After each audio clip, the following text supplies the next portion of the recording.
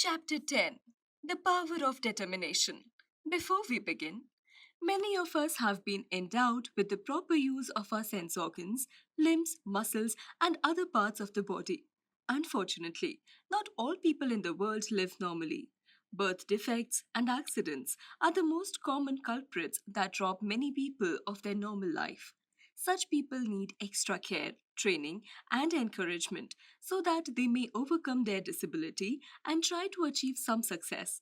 What special qualities such people should possess in order to get success? The one room school was heated by an old fashioned pot bellied coal stove. A young boy named Glenn Cunningham had the job of coming to school early each day so that he could use kerosene to start the fire and warm the room before his teacher and his classmates arrived. One cold morning, someone mistakenly filled the kerosene container he used with gasoline, and disaster struck. The class and the teacher arrived to find the schoolhouse engulfed in flames. Terrified on realizing that Glenn was still inside, they rushed in and managed to drag the unconscious boy out of the flaming room more dead than alive. He had major burns over the lower half of his body and was taken to a hospital nearby. From his bed, the dreadfully burnt, semi conscious Glenn faintly heard the doctor talking to his mother. The doctor told his mother that her son would surely die, which was for the best. Really, for the terrible fire had devastated the lower half of his body. But the brave boy held on to life. He didn't want to die. Glenn made up his mind that he would survive, and somehow, to the amazement of the doctor, he did survive. Yet, when the mortal danger was past, he again heard the doctor and his mother speaking quietly. The mother was told that since the fire had destroyed so much flesh in the lower part of his body, it would almost be better if he had died, since he was doomed to be a lifetime cripple with no use at all of his lower limbs. His mother refused to let the doctors amputate. Once more, Glenn strengthened his resolve. He would not be a cripple confined to a wheelchair.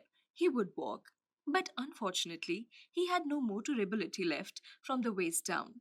His thin, scarred legs just dangled there, all but lifeless. Eventually, Glenn was released from the hospital. Every day afterwards, his mother and father would massage his little legs, but there was no feeling, no control, nothing. Yet his determination that he would walk was as strong as ever. When he wasn't in bed, he was confined to a wheelchair. One sunny day, his mother wheeled him out into the yard to get some fresh air. This day, instead of sitting there, he threw himself from the chair. Glenn pulled himself across the grass, dragging his legs behind him. He worked his way to the white picket fence, bordering their yard. With great effort, he raised himself up on the fence. Then, stake by stake, he began dragging himself along the fence, determined that he would walk. He started to do this every day until he wore a smooth path all around the yard beside the fence. There was nothing he wanted more than to develop life in those legs. Ultimately, through his daily massages, his iron persistence, and resolute determination, Glenn did develop the ability first to stand up, then to walk haltingly with help, then to walk by himself, then to walk by himself, and then miraculously to run. Glenn began to run to school.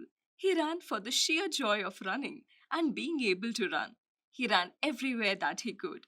The people in his town would often see him run by on his way to who knows where, try to catch up with him and smile. Rather, in college, Glenn made it to the track team, where his tremendous determination paid off. He eventually received the nickname the Kansas Flyer. In February 1934, in New York City famed Madison Square Garden, this young man who was not expected to survive, who would surely never walk, who could never hope to run, this determined young man, Dr. Glenn Cunningham, ran the mile in 4 minutes and 8 seconds, the world's fastest indoor mile. Later that same year, in a prestigious outdoor track meet, he shaved another 2 seconds off his record to run the world's fastest mile of that time.